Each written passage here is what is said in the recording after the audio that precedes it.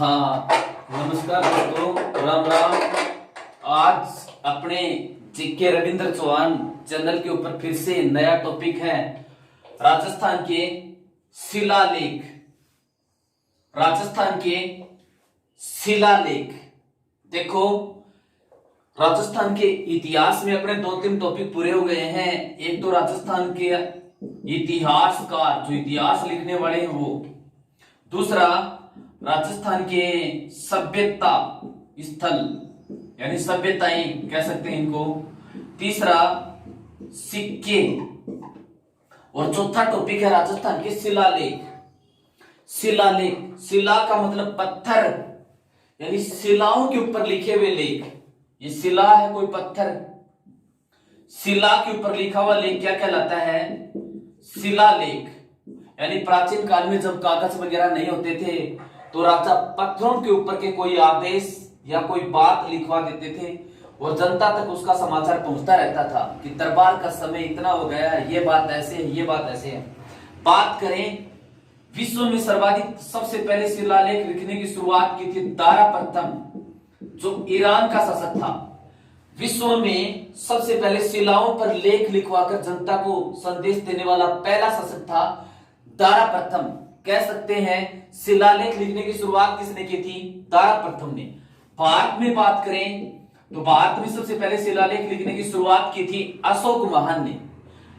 लेकिन सर्वाधिक शिलालेख लिखवाने की बात करें तो भारत में सर्वाधिक शिलालेख लिखवाए थे कुमारगुप्त ने। अब सीधा राजस्थान के अंदर चलते हैं। राजस्थान में कौन सा शिलालेख कहां पर है, किसने लिखा था और क्या जानकारी मिलती है? राजस्थान का पहला शिलालेख गोसुंडी शिलालेख। गोसुंडी शिलालेख, गोसुंडी शिलालेख, गोसुंडी शिलालेख। देखो, ये गोसुंडी शिलालेख कहां पर मिला? गोसुंडी नामक स्थान चित्तौड़गढ़ में मिला। गोसुंडी शिलालेख कहां पर मिला? गोसुंडी शिलालेख चित्तौड़गढ़ के अंदर मिला। चित्तौड़गढ़ के अंदर प्रश्न पूछे, गोसुंडी शिलालेख कहां पर मिला? चित्तौड़गढ़ के अंदर। वर्तमान में कहां पर है ये? उदयपुर के म्यूजियम में, उदयपुर के संग्रहालय में। वर्तमान में कहां पर है? उदयपुर, ये है उदयपुर संग्रहालय यानी उदयपुर के म्यूजियम के अंदर है। गोसुंडी शिलालेख चित्तौड़गढ़ में मिला, वर्तमान में उदयपुर के संग्रहालय में है। अब इससे प्रश्न क्या मिलते हैं? इस शिलालेख में विष्णु भगवान की पूजा के साक्ष्य मिले हैं और इससे पहले राजस्थान के अंदर विष्णु भक्ति के साक्ष्य कहीं पर भी नहीं मिले। तो प्रश्न यहां से क्या निकल के आया? विष्णु भक्ति के प्राचीनतम साक्ष्य किस शिलालेख में मिलते हैं? तो इसका उत्तर क्या होगा? गोसुंडी शिलालेख। तो इसका प्रश्न विष्णु भक्ति के प्राचीनतम साक्ष्य। तो विष्णु भक्ति के सबसे प्राचीन प्रमाण किस शिलालेख में इंपॉर्टेंट है? विष्णु भक्ति के प्राचीनतम साक्ष्य किस शिलालेख में? गोसुंडी शिलालेख में। फिर देखो, इस शिलालेख को सबसे पहले पढ़ा किसने था? इसको सबसे पहले पढ़ा था D.R. भंडारकर ने। तो सर्वप्रथम पढ़ने वाला व्यक्ति, इसको सबसे पहले पढ़ने वाला व्यक्ति कौन हो गया? D.R. भंडारकर। गोसुंडी शिलालेख को सबसे पहले किसने पढ़ा था? D.R. भंडारकर ने। ये दूसरी शताब्दी ईसा पूर्व का है, लगभग दूसरी सदी ईसा पूर्व का है ये शिलालेख और संस्कृत भाषा में है। किस भाषा में? संस्कृत भाषा में। और इसकी लिपि है ब्राह्मी लिपि। तो गोसुंडी शिलालेख के ऊपर 2 प्रश्न कंपटीशन से महत्वपूर्ण है। एक तो विष्णु भक्ति के प्राचीनतम साक्ष्य, दूसरा इसको सबसे पहले पढ़ने वाला कौन था? D.R. भंडारकर। अगला शिलालेख बिजोलिया शिलालेख, जो बहुत महत्वपूर्ण है। बिजोलिया शिलालेख, बिजोलिया शिलालेख। देखो, ये बिजोलिया शिलालेख कहां पर मिला? बिजोलिया, बिजोलिया नामक स्थान पर, जो है कहां पर? भीलवाड़ा में। बिजोलिया भीलवाड़ा में मिला। बिजोलिया शिलालेख कहां पर मिला? बिजोलिया भीलवाड़ा में मिला। अब इस बिजोलिया शिलालेख की रचना कब की गई थी? 1170 में। इसकी रचना 1170 में। इसके लेखक कौन थे? बिजोलिया शिलालेख के लेखक कौन थे? जैन श्रावक लोलाक। जैन श्रावक लोलाक, यानी लोलाक नाम था। श्रावक का मतलब सन्यासी, जैन धर्म का एक सन्यासी था, जैन श्रावक लोलाक। ये इससे प्रश्न पूछते हैं, इंपॉर्टेंट है। बिजोलिया शिलालेख जो भीलवाड़ा में है, इसकी रचना किसने की थी? जैन श्रावक लोलाक ने की थी। कब की थी? 1170 के अंदर की थी। अब देखो इसके अंदर क्या क्या मैटर मिलता है। ये अजमेर और अजमेर के चौहान, यानी इस बिजोलिया प्रशस्ति में अजमेर के चौहानों की वंशावली व उपलब्धियों का उल्लेख मिलता है।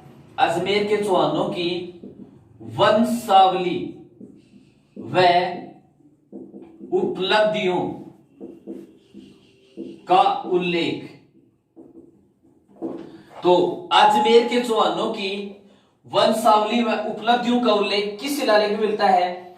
बिजोलिया शिलालेख के अंदर मिलता है। ठीक है। अब पीछे पटवारी में एक बार प्रश्न पूछा गया था, पटवारी की प्री एग्जाम में, कि किस शिलालेख के अनुसार चौहान वत्स गोत्र के ब्राह्मण थे? तो इसका उत्तर क्या माना गया था? बिजोलिया शिलालेख। बाकी सभी जगह के ऊपर चौहानों को क्षत्रिय राजपूत माना गया है, लेकिन बिजोलिया शिलालेख के अनुसार ये वत्स गोत्र के ब्राह्मण थे। तो इस शिलालेख के अनुसार चौहान वत्स गोत्र के ब्राह्मण थे। किस शिलालेख के अनुसार चौहान वत्स गोत्र के ब्राह्मण थे? बिजोलिया शिलालेख के अनुसार। ठीक है। फिर देखो ये सांबर झील है, सांबर झील कहां पर है? अजमेर में है। राजस्थान की खारे पानी की सबसे बड़ी झील, भारत की नमक उत्पादन की दृष्टि से सबसे बड़ी झील सांबर झील। इस सांबर झील का निर्माण बिजोलिया शिलालेख के अनुसार और वासुदेव चौहान ने करवाया था। तो सांबर झील का निर्माण वासुदेव चौहान ने करवाया था। किस शिलालेख के अनुसार? बिजोलिया शिलालेख के अनुसार। तो सांबर झील का निर्माता, सांबर झील का निर्माता वासुदेव चौहान। तो सांबर झील का निर्माण बिजोलिया शिलालेख के अनुसार किसने करवाया था? वासुदेव चौहान ने करवाया था। यह राजस्थान की एकमात्र झील है जो विश्व मानचित्र पर अंकित है। कौन सी झील? सांबर झील। तो ये बिजोलिया शिलालेख।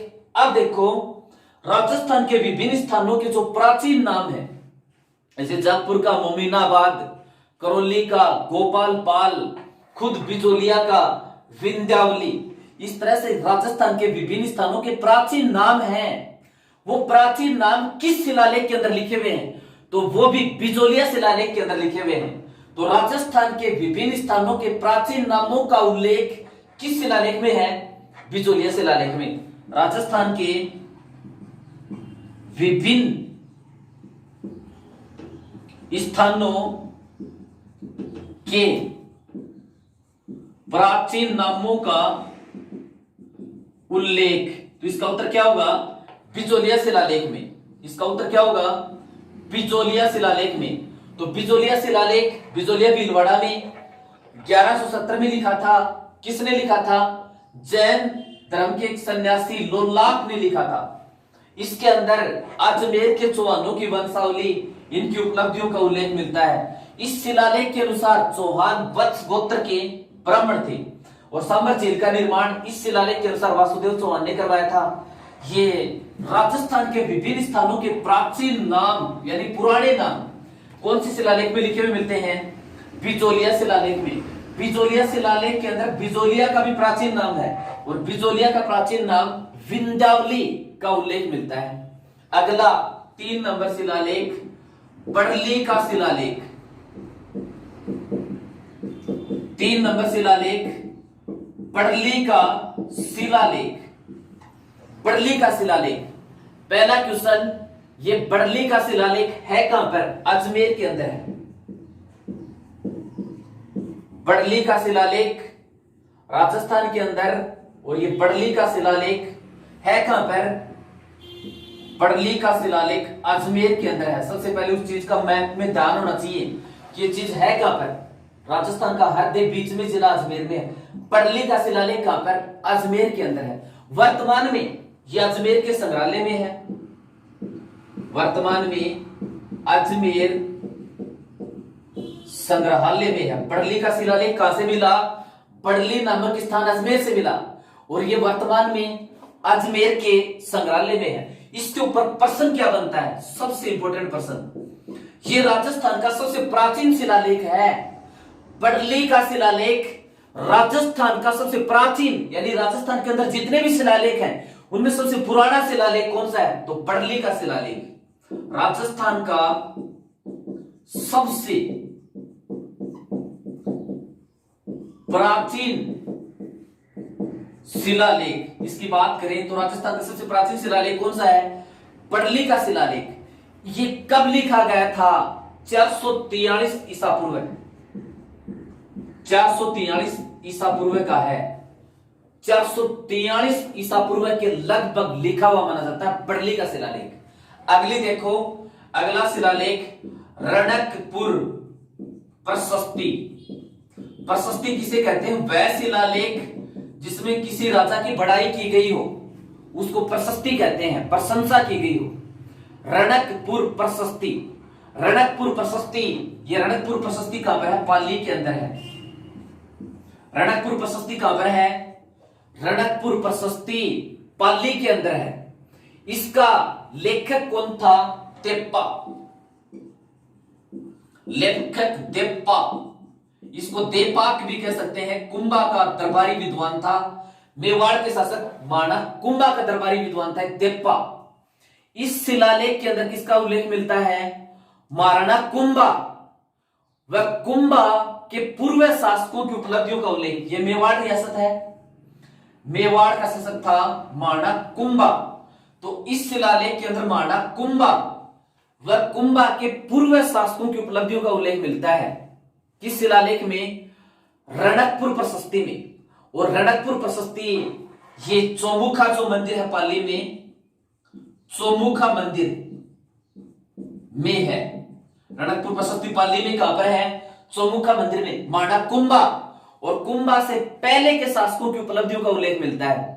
एक इसमें बड़ी विचित्र सी बात मिलती है, बप्पा व काल भोज को अलग अलग बताया गया है। बप्पा व काल भोज को अलग बताया गया है। मेवाड़ का जब इतिहास पढ़ते हैं, मेवाड़ का जब इतिहास पढ़ते हैं तो मेवाड़ के इतिहास के अंदर ये बप्पा रावल नाम का कोई आदमी था। इसको हरित ऋषि से इसका कोई मिलन हुआ। हरित ऋषि ने इस बप्पा रावल को काल भोज की उपाधि प्रदान की थी। फिर इसने चित्तौड़ के मान मौर्य राजा को हरा करके ये चित्तौड़ की गद्दी पर बैठा था, ऐसा उल्लेख मिलता है। लेकिन इस रणकपुर प्रशस्ति जो पाली में है, इसमें इन बातों का खंडन किया गया है कि बप्पा रावल और काल भोज अलग अलग थे। तो ये विपरीत बात हो गई, और विपरीत बात जो ज्यादातर इतिहासकार तो कुछ बताते हो लेकिन थोड़ी सी विपरीत हो, वहां पर कंपटीशन के अंदर गुंजाइश बनती है। इसीलिए तो पूछा गया था किस प्रशस्ति में चौहानों को वत्स गोत्र का ब्राह्मण बताया गया है, तो बिजोलिया प्रशस्ति में। बाकी सभी जगह ये क्षत्रिय बताया गया चौहानों को।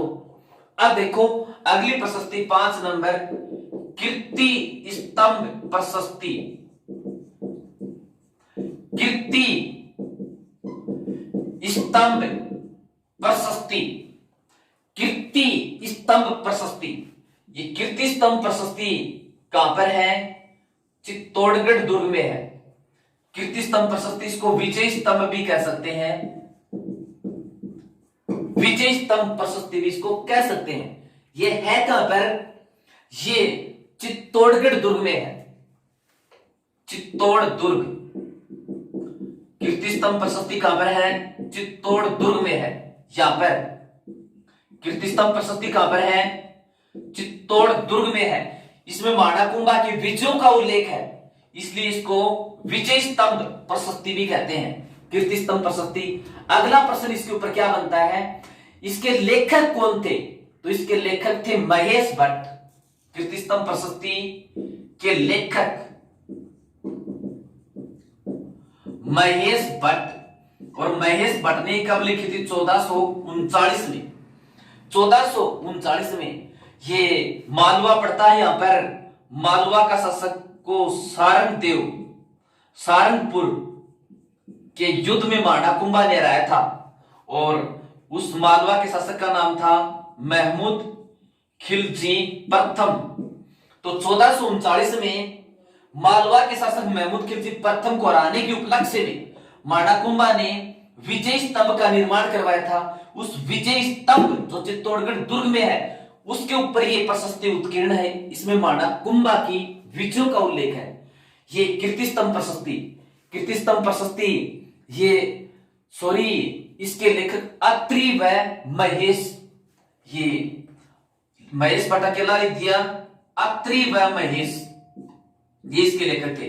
अत्रि व महेश ये इसके लेखक हैं। गलती से मैंने एक का नाम लिख दिया था, तो इसके लेखक अत्रि व महेश कीर्ति स्तंभ प्रशस्ति का। अब इसमें और क्या उल्लेख मिलता है? माणाकुंभा की उपलब्धियों और माणाकुंभा के उपनामों का। माणाकुंभा की उपलब्धियों व उपनामों का उल्लेख। कीर्ति स्तंभ प्रशस्ति में किसका उल्लेख मिलता है? माणाकुंभा की उपलब्धियां, मेवाड़ के शासक व उसके उपनामों का उल्लेख कीर्ति स्तंभ प्रशस्ति में मिलता है। इस प्रशस्ति के अंदर यह भी उल्लेख मिलता है कि माणाकुंभा ने मेड़ता नागौर से हनुमान जी की मूर्ति लाकर चित्तौड़ दुर्ग के अंदर स्थापित की थी। ये मेड़ता कहां पर है? यहां पर जहां पर मीराबाई का जन्म हुआ था, नागौर में। इस कीर्ति स्तंभ प्रशस्ति जो चित्तौड़गढ़ दुर्ग में है, इसमें ऐसा लिखा हुआ कि मेड़ता यहां से हनुमान जी की मूर्ति, यहां से हनुमान जी की मूर्ति माणाकुंभा लेके आए थे और चित्तौड़ दुर्ग के अंदर उसको प्रतिस्थापित कर दिया, स्थापित कर दी। किस प्रशस्ति के अंदर ऐसा लिखा हुआ है? कीर्ति स्तंभ प्रशस्ति। इसको विजय स्तंभ प्रशस्ति भी कह सकते हैं, ठीक है। तो कीर्ति स्तंभ प्रशस्ति, विजय स्तंभ, सारंगपुर के युद्ध में महमूद खिलजी प्रथम मालवा के शासक को हराने के उपलक्ष्य में माणाकुंभा ने यह प्रशस्ति लिखवाई थी, जो विजय स्तंभ के ऊपर उत्कीर्ण है, इसलिए इसको विजय स्तंभ भी कह सकते हैं। चित्तौड़ दुर्ग में अत्रि और महेश इसके लेखक थे। 1439 में लिखी थी। इसमें कुंभा की उपलब्धियों व माणाकुंभा के उपनामों का उल्लेख मिलता है। किस प्रशस्ति में? कीर्ति स्तंभ प्रशस्ति में। तो इस प्रशस्ति के अंदर यह लिखा हुआ है कि माणाकुंभा मेड़ता नागौर से हनुमान जी की मूर्ति लेके आके चित्तौड़ दुर्ग के अंदर प्रतिस्थापित करवाई थी। किस प्रशस्ति के अंदर लिखा हुआ है? कीर्ति स्तंभ प्रशस्ति, जो अत्रि और महेश ने लिखी थी। इसके लेखक भी महत्वपूर्ण हैं, ये लेखकों से संबंधित प्रश्न पूछ लेते हैं। फिर देखो कुंभलगढ़ का लेख, अगली है 5 नंबर, कुंभलगढ़ का लेख। कुंभलगढ़ का लेख। कुंभलगढ़ एक दुर्ग है, जो कुंभलगढ़ दुर्ग है कहां पर? राजसमंद में। तो ये कुंभलगढ़ का लेख राजसमंद दुर्ग के अंदर है। कुंभलगढ़ का लेख कुंभ श्याम जी का मंदिर है। कुंभ श्याम जी का मंदिर कुंभलगढ़ के दुर्ग के अंदर, उसके अंदर है। तो ये कहां पर है? कुंभ श्याम जी मंदिर। कुंभ श्याम जी मंदिर है कहां पर? कुंभलगढ़ के दुर्ग के अंदर है ये कुंभलगढ़। और कुंभलगढ़ है कहां पर? ये राजसमंद के अंदर है। अगली प्रशस्ति कुंभलगढ़ का लेख कुंभ श्याम जी के मंदिर कुंभलगढ़ के अंदर है। ये लिखवाई कब थी? 1460 के अंदर ये प्रशस्ति लिखवाई थी। 1460 किस वर्ष के अंदर लिखी गई थी? 1460 के अंदर लिखी गई थी। इस प्रशस्ति में भी महाराणा कुंभा की उपलब्धियों का विस्तार से वर्णन है। महाराणा कुंभा की उपलब्धियों का विस्तार से वर्णन है किस प्रशस्ति में? कुंभलगढ़ के लेख में। कुंभा की उपलब्धियों का विस्तार से लेखन। तो कुंभलगढ़ प्रशस्ति कहां पर? कुंभलगढ़ दुर्ग में। इसको कुंभलगढ़ का लेख भी कहते हैं। कुंभ श्याम जी के मंदिर में 1460 के अंदर लिखवाई थी।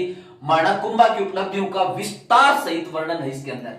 ठीक है, अब देखो एक शिलालेख है मान मोरी का लेख। मान मोरी का लेख, बताऊंगा ये क्यों इंपॉर्टेंट है। मान मोरी का लेख ये कहां पर है? मानसरोवर झील। मानसरोवर झील के निकट। और राजस्थान में मानसरोवर झील कहां पर है? चित्तौड़ के अंदर है। प्रश्न कई बार पूछते हैं मानसरोवर झील कहां पर है, तो वो तिब्बत में है। हिंदू धर्म की आस्था का प्रमुख केंद्र है वो तिब्बत में है। अपने राजस्थान के अंदर मानसरोवर झील ये कहां पर है? चित्तौड़गढ़ के अंदर है। तो मानमोरी का लेख ये कहां पर था? मानमोरी का लेख मानसरोवर झील चित्तौड़ के किनारे लगा हुआ था। इसका संबंध कर्नल जेम्स टोड से जुड़ गया। कर्नल जेम्स टोड इस शिलालेख को ये पसंद आ गया कर्नल जेम्स टोड को। और जब वो कर्नल जेम्स टोड भारत से वापस गया इंग्लैंड, तो उसने सोचा इसको तो मैं साथ लेके चलूंगा। तो बताते हैं कर्नल जेम्स टोड ने अपनी किताब के अंदर लिखा है, पहले भाग के अंदर इसका उल्लेख किया है कि बताते हैं कर्नल जेम्स टोड ने समुद्री जहाज में उसको साथ में रख लिया था। ये इतना भारी था कि जहाज समुद्र में डूबने वाला था। तो समुद्र में जहाज को डूबने से बचाने के लिए कर्नल जेम्स टोड ने इस शिलालेख को जहाज से फेंक दिया था। तो मानमोरी का लेख मानसरोवर झील के निकट चित्तौड़गढ़ के अंदर है। प्रश्न इसके ऊपर क्या बनता है? मानमोरी के लेख के ऊपर कर्नल टोड समुद्र ले जाते समय, इसको ब्रिटेन ले जाते समय समुद्र में फेंक गया था। तो कर्नल टोड ब्रिटेन ले जाते समय समुद्र में फेंक गया था। राजस्थान का वह शिलालेख जिसको कर्नल जेम्स टोड ब्रिटेन ले जाते समय समुद्र में फेंक गया था, इसका उत्तर क्या होगा? ये इसका मानमोरी का लेख जो मानसरोवर झील के किनारे कहां पर था? चित्तौड़गढ़ के अंदर था। अब इसके अंदर और क्या लिखा हुआ है? इसके अंदर और क्या लिखा हुआ है? इसके अंदर अमृत मंथन का उल्लेख है। अमृत मंथन का उल्लेख है। इस शिलालेख के अंदर के देवताओं को किस प्रकार से अमृत की प्राप्ति हुई, ये इसके अंदर लिखा हुआ है। अमृत मंथन का उल्लेख किस शिलालेख में? मानमोरी के लेख के अंदर अमृत मंथन का उल्लेख है। अमृत मंथन की बात लिखी हुई है। तो फिर लिखी हुई है तो इसका लेखक कौन था? इसका लेखक था पुष्य। लेखक कौन था? पुष्य। मानमोरी का लेख जो मानसरोवर झील के निकट चित्तौड़गढ़ के अंदर था, कर्नल जेम्स टोड ब्रिटेन ले जाते समय इसको समुद्र में फेंक गया था। इसमें अमृत मंथन का भी उल्लेख है। इसका लेखक कौन था? पुष्य था। और कर्नल जेम्स टोड की जो पुस्तक है the annals and antiquities of Rajasthan, the annals and antiquities of Rajasthan, इसके प्रथम भाग में इस शिलालेख का जिक्र किया है कि ऐसे ऐसे हुआ था। मानमोरी का लेख मैं इसको ले आया था और फिर ये इस तरह से समुद्र के अंदर मैंने फेंका था। तो मानमोरी का लेख जिसको राजस्थान के इतिहास का जनक कर्नल जेम्स टोड ब्रिटेन ले जाते समय समुद्र में फेंक गया था, अपनी पुस्तक के अंदर भी इस बात का जिक्र किया है। फिर देखो 8 नंबर जो सबसे महत्वपूर्ण प्रशस्ति है वो है राज प्रशस्ति। सबसे महत्वपूर्ण जो प्रशस्ति है वो है राज प्रशस्ति। और देखो ये राज प्रशस्ति कहां पर है? ये राज प्रशस्ति है राजसमंद झील के किनारे। राजसमंद झील जो राजसमंद में है, ये है राजसमंद झील के किनारे। यहां पर राजसमंद झील के किनारे राज प्रशस्ति कहां पर है? राजसमंद झील के किनारे। देखो, मेवाड़ के महाराणा राज सिंह ने 1662 से और 76 के मध्य राजसमंद के अंदर एक झील बनवाई थी, उसको राजसमंद झील कहते हैं। यह राजस्थान की एकमात्र झील है जिसके नाम से किसी जिले का नामकरण हुआ, यानी इसके नाम से राजसमंद जिला बना, राजसमंद झील। इसके ऊपर प्रश्न क्या बनते हैं? राज प्रशस्ति के ऊपर प्रश्न ये बनता है, एक तो दुनिया में इससे बड़ी कोई भी प्रशस्ति नहीं, तो सबसे महत्वपूर्ण प्रश्न तो यही हो गया, पूरी धरती पर इससे बड़ी कोई प्रशस्ति नहीं, तो विश्व की सबसे बड़ी प्रशस्ति कौन सी है? राज प्रशस्ति। ये राज प्रशस्ति। पहला प्रश्न, विश्व की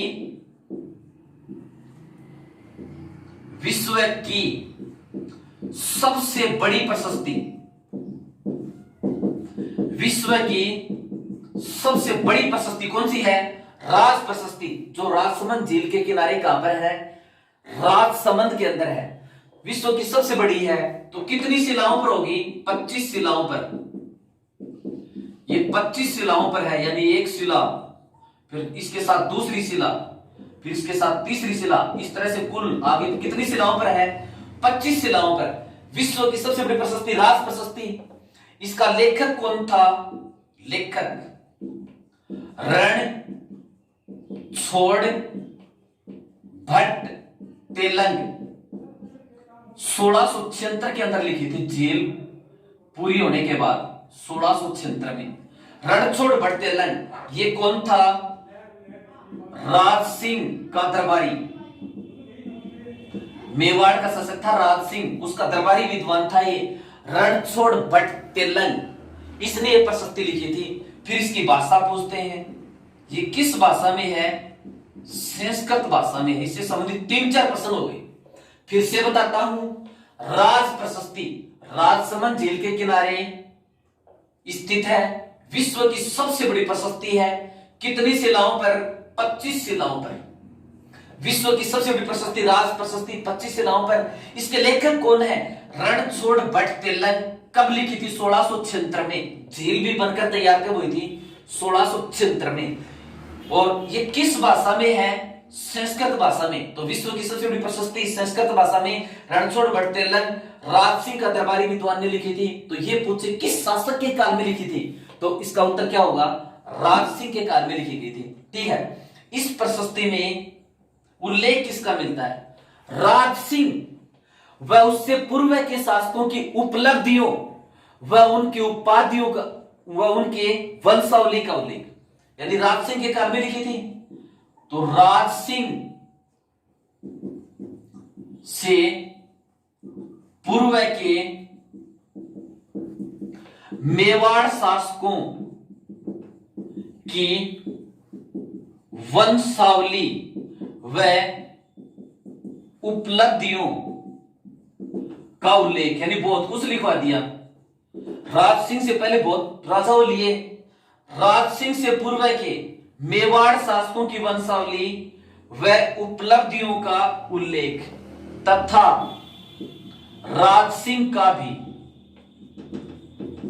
यानी राज सिंह की खुद की उपलब्धियों का उल्लेख तो है ही, उससे पहले के राजाओं की उपलब्धियों का भी उल्लेख और राज सिंह तक के राजाओं की वंशावली का भी उल्लेख किस प्रशस्ति में है? राज प्रशस्ति में। यह बड़ा पराक्रमी राजा था राज सिंह।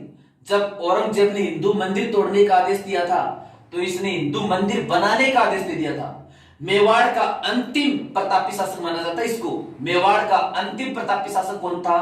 राज सिंह। मेवाड़ का और सबसे शक्तिशाली शासक तो था महाराणा संगा, और वैसे पराक्रमी शासक था महाराणा प्रताप, लेकिन अंतिम शक्तिशाली या अंतिम पराक्रमी शासक कौन था? राज सिंह।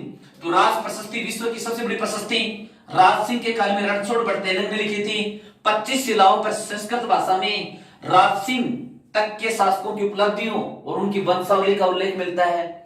फिर देखो, एक है अजमेर लेख। अगली प्रशस्ति अजमेर लेख 9 नंबर।